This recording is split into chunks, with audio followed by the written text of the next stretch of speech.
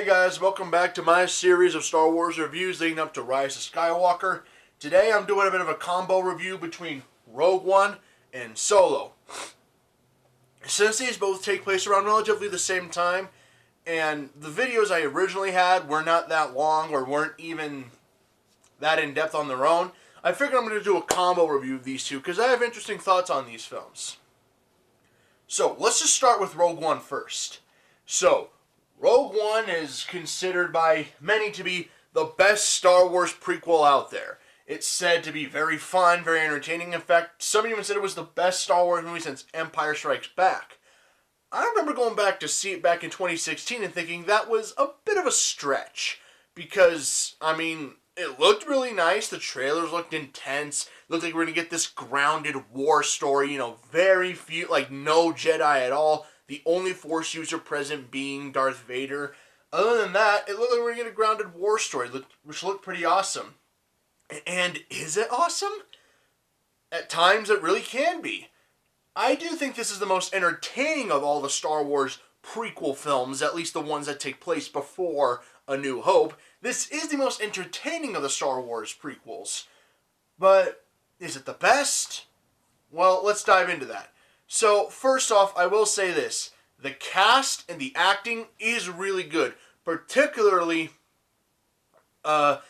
Felicity Jones as Jyn Erso. Felicity Jones as Jyn Erso definitely brings all the emotions and the stuff needed to make the role work. She plays the daughter of an Imperial scientist who is responsible for constructing the Death Star. And her job is now to get the plans to the rebellion on how they can stop this thing. It actually does lead to some interesting stuff. She goes on a pretty emotional journey as to, first off, one of the best scenes in the film, at least for her story, is when she sees a hologram recording of her father that informs her he's still alive when she thought him to be dead. It's a very emotional scene. And it definitely has some good touching moments. I think there's some good moments with her and Saw Gerrera, played by Forrest Whitaker. Though, however, there is a bit of a problem with her story with Saw Gerrera that I'm going to get to later, involving some reshoots. So, she does a good job on her own. The character, however, the character herself is kind of a mixed bag. She really doesn't have much to her outside of being the daughter of the Imperial scientist who built the Death Star and the eventual leader of Rogue One. Other than that, this character doesn't have a ton of depth to her. We don't know much about where she's from. We don't know much about who she is or, anything like that. And I get that the argument is, well, it doesn't make sense to get really attached to these characters because they're going to die anyway. If you know the story of Rogue One, even long before this film came out, a group of rebel spies went to go get the plans and they perished. The Rogue One never survived. So I kind of knew that going in. But at the same time, that's no excuse for lazily written characters. I mean, what can we really say about Jyn's personality? Other than, okay, I know she's a good fighter, but that's her ability, not her personality. What can we really say about Jyn Erso that gets us emotionally invested in her? Like characters like Han Solo, Luke Skywalker, Leia Organa, Chewbacca, Lando. What can we say about her that's just like those characters, that gets us invested in her emotionally? Not much, really, as there is a absurd time jump as we go from her as a kid being rescued by Saw to her as an adult in an Imperial prison. And again, I'm going to touch on that later in a bit. So, the next one on our list is Cassian Andor, who's a new rebel captain, a kind of a rogue captain.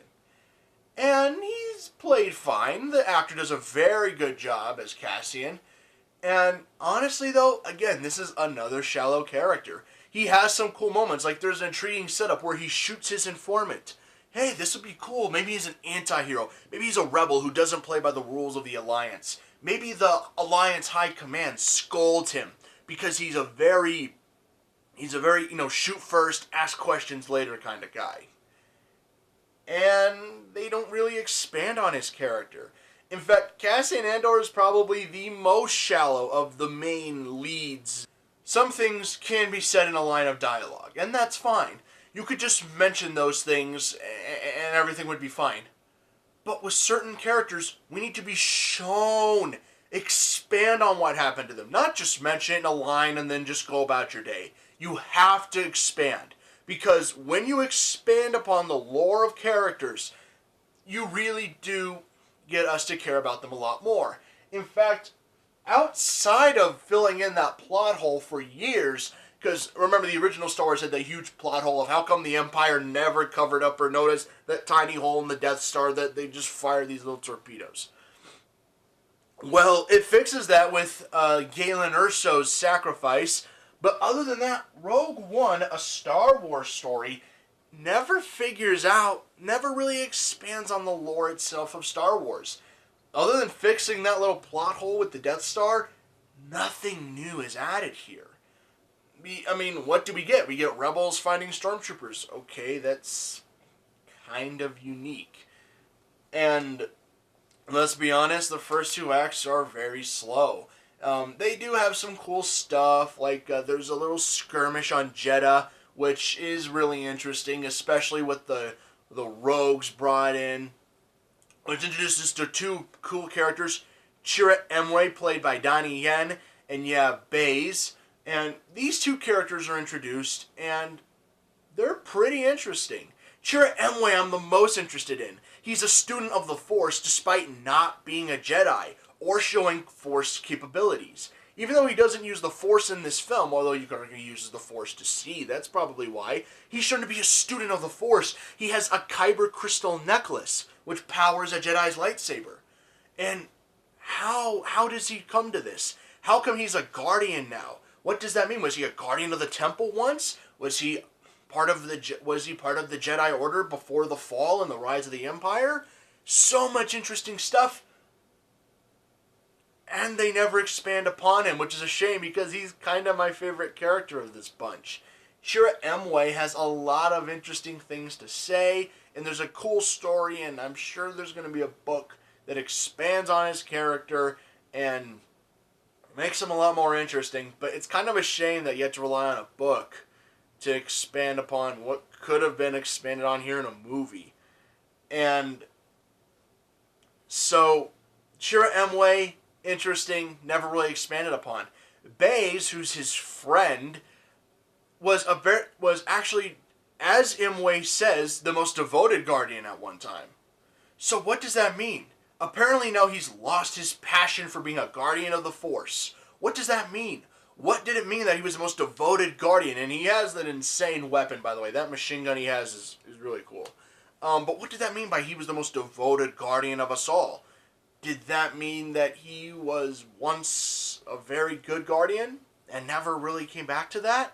Does that mean that when the Jedi Order fell or when the Empire rose to prominence, he just didn't care anymore? There's just so much here that needs to be... so much of that needs to be expanded upon.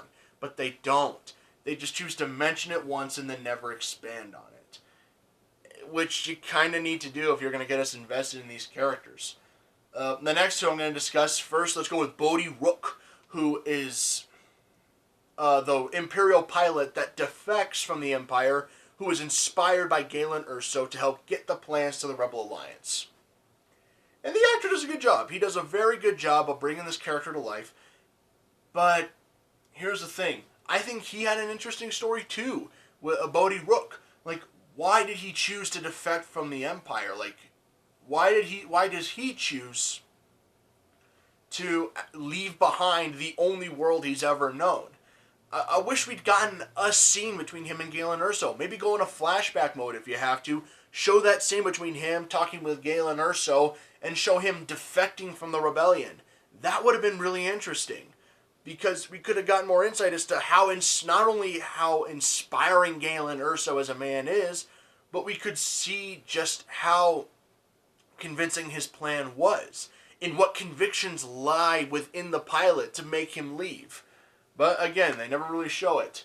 The only character that's truly memorable, aside from Chirrut Îmwe, you guessed it, K2SO.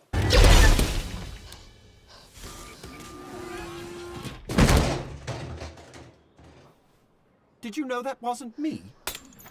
There are a lot of explosions for two people blending in. Freeze! Right there! You're right.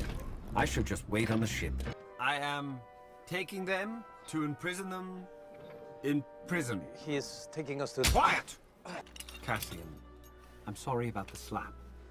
Goodbye. Yes, K2SO, the hilarious robot with sarcastic humor abound. The man brings the most personality we've ever seen in a droid to date. And this robot had me laughing on the floor. I was so in love with the character. I think the writing for him was genius.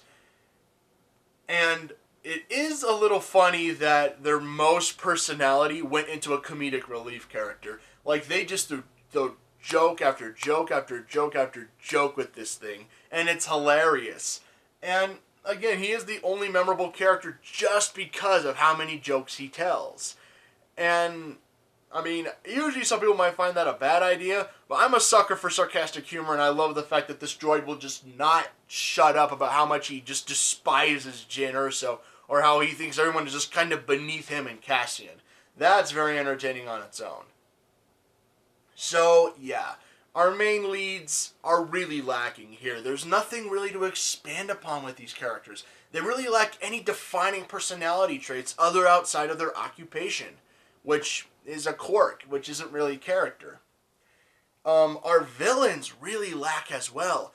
Ben Mendelsohn, who is a very good actor, plays Director Krennic, who is sort of the leader of the Death Star project. But he is honestly not even that memorable. If anything, he's kind of annoying. He's whiny, he's power hungry, and while he does have a few cool moments... We stand here amidst my achievement, not yours! His true colors kind of show when he meets Darth Vader for the first time. And he kind of shows he kind of whines a little too much. How he tries to blame Admiral Tarkin, and how, you know, the Death Star thing, it's not my fault, but I delivered the Emperor the weapon he requested. And that's honestly not that intriguing or even that entertaining. The only entertaining part of that scene is that Vader chokes him and we get to hear James Earl Jones speak again. Hearing Darth Vader speak is amazing, and I wish he'd been in this film so much more, but then again, I kind of understand why he wasn't in the film a lot. But... yeah, I mean, hearing Darth Vader speak was the best part of that scene with him. Ben Mendelsohn does a good job acting, but the character himself, you honestly... let's be honest, some of you may have even forgotten his name before I said it. You may have forgotten his name before I even mentioned it. You may have forgotten that his name is Krennic, and all you know is, oh, he's the dude who wore the white robe and he had the white shirt on. That's what you remember about him.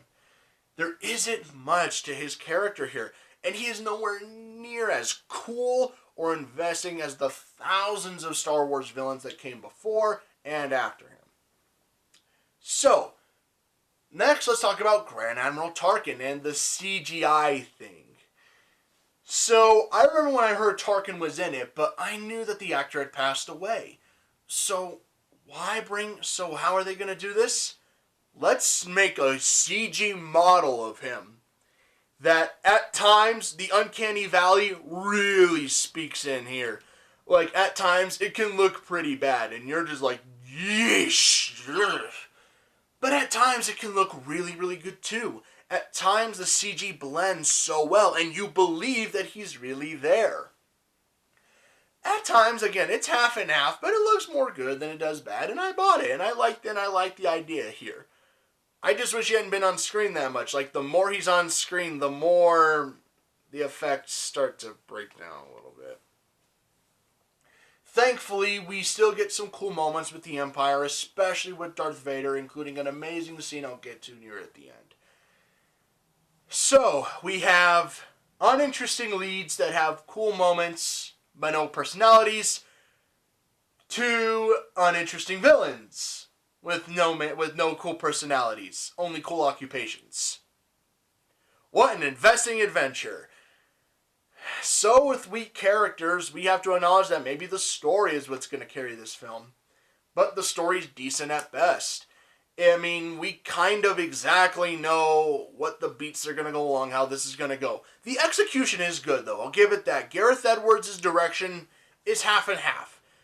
When it's good, it's really good. When it's bad, it's not awful, but it really slows down the film. The first two acts can be kind of a drag. Because the first act is getting us introduced to our main leads and who we're going to be following along this path. The second half is sort of setting up what the third act is going to be. Them finding the plans and trying to rally the rebellion to the Death Star. Trying to find those plans. And honestly, the first two acts have some interesting moments. Like I said, there was the battle on Jeddah that led to the city being just decimated by the Death Star. And I guess that was really the first test of its power. Well, I guess that was really not really a test of its power, more just to see if the thing worked, which it did. And then we have... and then, of course, you had the battle on that little rainy planet where they were holding Galen Erso and his scientists hostage. That was kind of interesting. The cool little sniping battle with the X-Wings and the TIE Fighters. That was actually an interesting little battle there. And they, again, had an interesting setup with Cassian here, where he has Galen Erso dead in his sights, and he can execute him right there, ending it. But he chooses not to follow orders. But we never get to see what it is that clicked in him. I mean, we can tell he has a feeling that this is wrong. That these are not the good orders that he should be following, but he chooses not to follow them, and he chooses not to follow them. I just wish we'd gotten more setup as to why he chooses not to follow them. So then let's get to what you all really want to hear about. The third act, which is amazing. Possibly the best third act battle in a Star Wars film to date. That's saying a lot, considering the awesome third act that was the Endor battle, and, the cool third act that was the original Star Wars battle. This is possibly the best third act in a Star Wars film to date. The Scarif battle, along with the battle in space. So, Rogue One gets into the shield gate, and they're going to break into the facility, they're going to swipe the plans and steal into the rebellion. However, that gate is so massive that they need something to break through the shield gate. So the entire rebel fleet amasses, led by not General Akbar. I know he has a real name, but I call him not Akbar. I know his name, but his name is not Akbar to those who don't. His name is not Akbar.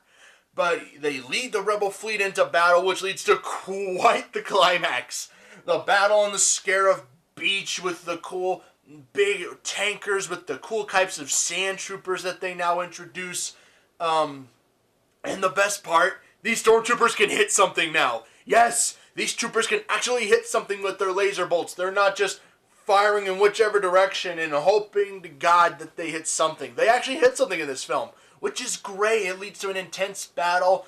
The AT-ATs make a reappearance the first time since Empire Strikes Back that they're brought in. And they decimate rebel battalions as we just get cool transport ships landing, almost sort of like a D-Day World War II combined with the Star Wars type thing, which really works.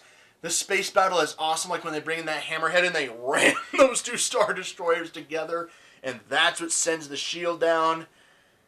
This battle does get your adrenaline pumping, and honestly, whenever I rewatch Rogue One, I'll watch a bit of the story, but you're just waiting for the Scarif battle, which, by the way, did lead to a pretty fun map in Star Wars Battlefront. I'll give it that. While that game had a lot of problems, and I am angry at that game for so many reasons, it did lead to a pretty awesome mode and battle in the Scarif map. That was a pretty fun map. So, with that being said, the third act is really awesome. And, of course, all our friends perish. Shira Emwe and Baze die at the hands of those Death Troopers, which are really awesome, by the way. Those black stormtroopers, the Death Troopers, those are pretty cool, though you have no idea what it is they're saying under their muscle green screams. Like, seriously, you may have thought Bane in The Dark Knight Rises was hard to understand. Yeesh. But Then we have K2SO, who gets in a pretty cool thing, like he gets in a Last Dance scenario, where he's just shooting so many stormtroopers left and right, and then he eventually is killed. Bodhi Rook is killed when an Imperial rocket blows up the ship. And Jin and Cassian Andor share a moment together on the beach as the Death Star comes up and blows up what's left of the Rogue One facility. I mean, Scarif, my bad. So, third act is pretty awesome. But it doesn't stop there. We get, hands down, the best Darth Vader scene in a Star Wars film to date. We have these rebels trapped in a corridor, and you just hear this loud... You just hear Vader's breathing, and you're just anticipating what's going to happen. Then this big red lightsaber beam just lights through the room, and they're forced to fire as he just cuts through them. He forces a bolt into their chest, puts one on the ceiling, force chokes a lot of them, just slashes them down one by one, and it's amazing. You're just, oh my gosh, I remember just clinging to my chair as I was watching this in the theater. It's just so entertaining, and I loved it. It's the best Vader scene in any film to date. And I honestly hope we can get more of Darth Vader scenes like that, because that was amazing. And the final shot shows CGI Leia, which is about the same quality as Tarkin. At times it looks good, at times it doesn't look good. I mean, she's only on the screen for about 10 seconds, so thankfully we don't get to have to see too much of her, at least initially. So, that's just the story elements of Rogue One. Story is decent, with a pretty slow first 2 acts, great third act. That Scarif battle almost makes up for all of the missteps of the first 2. However, the lack of good characters again hurts this film, as we are left wanting. We're left with any tension of these characters. You kind of just find yourself saying, "Oh no, they're dead. That's kind of a shame." You're not really in a heartbreaking mode of investment as, say, you would be with the original characters of the Star Wars franchise. So, with okay-ish writing, good direction at times, and good acting, what's left is the filmmaking. Okay, the camera work is actually really good in this film. It has a lot of good establishing shots, letting you take in the atmosphere of the planet. It has a lot of good close-ups with our characters. When the battle starts, the fast pace of the camera is great. I love its use of wides. There's no shaky cam in this. I love the use of wides and how it does let you capture in the whole battle. There's no insane shaky cam with 2 characters fighting. A lot of grand sweeping stuff with the walkers and the rebellion. Camera work is really good. It does help convey a bit more emotion here. You can tell that it is more slow moving in the first 2 acts than in the third act, with its fast-paced editing in place and a bit more of a handheld style. The camera work, it's good here. It's really good. The editing is mixed. The first half, it's abrasive as it just bounces you around to planet to planet to planet. And it can be a little abrasive at times as it's just cutting. And I wish the editing had slowed down a bit. And then all of a sudden, the editing just stops in its tracks as soon as we get to the first part. As soon as we get to our team of misfits reuniting, it just stops it dead in its tracks. And the editing, for the most part, is good. It lets moments play out fine. I think, again, the best of the editing is at the Scarif battle. It has enough of the quick-paced editing to keep you on track. But let's talk about the aspect that, for me, truly works in this film, which is the lighting. The lighting in this film is actually really good. It has a lot of dark, heavy shadows conveying sort of the grittiness that they want you to feel. There is enough of the light moments, but even the moments that are well lit have some dark shadows to them. The best moment that has the best lighting actually is that Vader scene where you just see that red lightsaber illuminate the room and it instills a sense of fear and dread and some terror as this unstoppable force just marches toward these helpless soldiers. The lighting is good. Again, the dark shadows and the soft lights do help contribute to a feeling of dread and grittiness that they obviously want you to feel. So is Rogue One a good film? It is. But the best prequel? I personally think that Revenge of the Sith is better than this. So, yeah, it has weak characters, okay-ish writing, slow-ish, sluggish first two acts, and then a great third act. Kinda sounds like I'm describing another film, huh? And while it's nowhere near as bad as that, in fact, it has better direction and better writing, it still has a lot of the problems that I have with that film. Thankfully, though, it has more good stuff to disguise those problems. It has a lot more of the cool injection of the Star Wars stuff to hide those deficiencies and to make you forget those. And it doesn't have anywhere near the bad characters or writing that that film does. So, the next Star Wars film to talk about is Solo. How does Han Solo fare in his solo film? That can be summed up like this.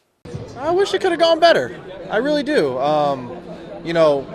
We had some good times.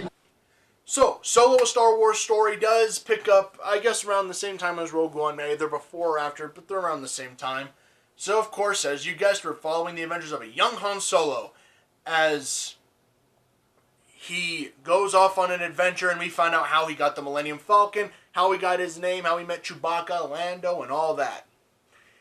I remember thinking that this film would be at least a fun, decent criminal smuggler film, but that's not what we got. In fact, we had a lot of painfully average moments. Sadly, this film does not really have that fun Star Wars feel. I know a lot of people think that this film is really fun, and they kind of like it, or they think it's fun, and that's fine enough. But I also do know a lot of people that found this boring and the definition of an average film, which it absolutely is. This film is absolutely average because, let's be honest, well, let's start with the good stuff, okay? First off, I did not envy Alan Eimerich's role as Han Solo because Harrison Ford has made that role so iconic. I do not envy him and the burden he had of being a young Han Solo, but he does a good job. He's no Harrison Ford, that's for sure. But I think we all knew that going in. He does a good job with the role. And he does portray that young, smuggling, cocky douchebag that we've all come to love in Han Solo. However, I think the real big problem here is that there is a serious lack of fun energy here, especially when it comes to the filmmaking, and I'll get to that in a bit. They set up an interesting character arc with this female character, I've forgotten her name, but they set up a nice arc there, which is pretty interesting. And I'm like, ooh, nice, a female rogue with him. How do they set this up? Let's see how they flesh this out. And the relationship works okay-ish. The chemistry's there, though we don't know much about her character, honestly. Other than really what we're told. We're never shown much about who she is or what she did before, she became a smuggler or a criminal. The real interesting characters outside of Solo are Chewbacca, Beckett, played by Woody Harrelson, who is a really fun character, and I wish we'd gotten more time with him. I was looking forward to Woody Harrelson because I just love him in any role he's in. He's just a cool, nice, he's just a fun actor. And I wish we'd gotten more time with Woody Harrelson because there is certainly something to him. Beckett, this cool, nice little smuggler leader, this criminal. And I wish we'd gotten more of that. I also wish that we'd gotten more time with Lando Calrissian, played by Donald Glover, who everyone was looking forward to. And I'll admit that. He kills the role. He sells you as a young Billy D. Williams, and they do that part excellently, setting up that relationship between him and Han, as they're both kind of, untrustworthy gamblers. They have that cool card game where it finds out that Lando cheats. And I love that little setup that they have. These two people cheating and gambling, and to find out that they're both just scumbags trying to make their way through life. And they have that cool card game, how, where Han steals the Millennium Falcon right away from Lando. That was actually a really nice setup. However, the first act has a really cool setup with Han initially being part of the Imperial Special Forces unit. But here's the thing, it's there for like 3 minutes. We just see a cool setup of him in this cool epic battle with Imperial Special Forces, and then he immediately ditches it to go be a part of the smuggler group. However, we do get a nice little moment with him in the prison, with him and Chewbacca. And the nice little Wookiee things that they have in prison by the Empire. That was actually a really nice moment. I like how they have him and Chewbacca meet through this prison of Wookiees. Which is pretty entertaining, actually. And you have that cool little prison riot down deep in the Kessel Mines as the Wookiees all riot and celebrate. And Wookiee goes off to join Han and his little group of misfits as known as the Rogues. That's actually really interesting, and I like that here. And they set up this crew with Beckett very well, actually, as they attempt to make a hit on an Imperial cargo train run, which leads to a pretty entertaining mountain sequence, though it's not that long, but it's still entertaining, and I'll give it that. Again, they have some interesting setups here, and then it's honestly, any interesting setup they have here is just kind of thrown away because, like, adventure, we have to go on our adventure. And this leads to one of the many problems with the film. The story and the writing are just not interesting here. You kind of struggle to get invested in their journey here. And while they have some interesting moments they could have explored here, they choose not to for some reason. They're sent off on this weird mission with a weird rogue villain, and honestly, you never grow to be invested that much. And here's the thing, with Solo being a criminal and a smuggler, you'd think this film would be interested in exploring the belly, the criminal underworld of Star Wars. Showing what mafias and crime bosses, like the Hutts, hide under this exterior of the Jedi and the Sith. But we never get that here. And part of that may have to do with the tons of production issues that were going on behind the scenes here. Originally, Phil Lord and Chris Miller, the geniuses behind the Lego movie and that helped create Spider-Man Into the Spider-Verse, were set to direct this film. But due to creative differences with either Disney or Kathleen Kennedy or Lucasfilm or with each other, or maybe it was all of them, I don't know, they stepped down. And they got Ron Howard to do it here, and honestly, it shows. The film feels like two clashing ideas. It felt like Phil Lord and Chris Miller really wanted to set up this really interesting world here. And it felt like we were going to get something really cool and interesting, but Ron Howard seemed to have ditched that idea for just your standard generic adventure movie, which doesn't even have that interesting an adventure in it. Other than Lance Emmerich or Donald Glover or Woody Harrelson, you don't find yourself getting invested in anybody. But even then, you know Han Solo and Donald Glover, you know those characters aren't going to die because this is before Empire Strikes Back and Return of the Jedi. So you know that Lando and Han are going to make it through. You're just really there to see how they wound up where they were. And honestly, the cool part, they do show the Kessel Run. I love the Falcon's initial design. And I like how they kind of showed how it got to where it was. Though some ways I do think it's kind of stupid and dumb. I do like how Lando is just as cocky and arrogant as Han, and those personalities clash, and Woody Harrelson's just kind of sitting back and enjoying the show. However, they really kind of slow this down and almost ruin it in the third act by bringing in a group of rebels versus the Empire and have Han help out the No! I hate that Han helps out the rebellion because, remember in the original Star Wars, he could have cared less about the rebellion. He didn't care about the Rebel Alliance against the Empire. He just wanted a reward.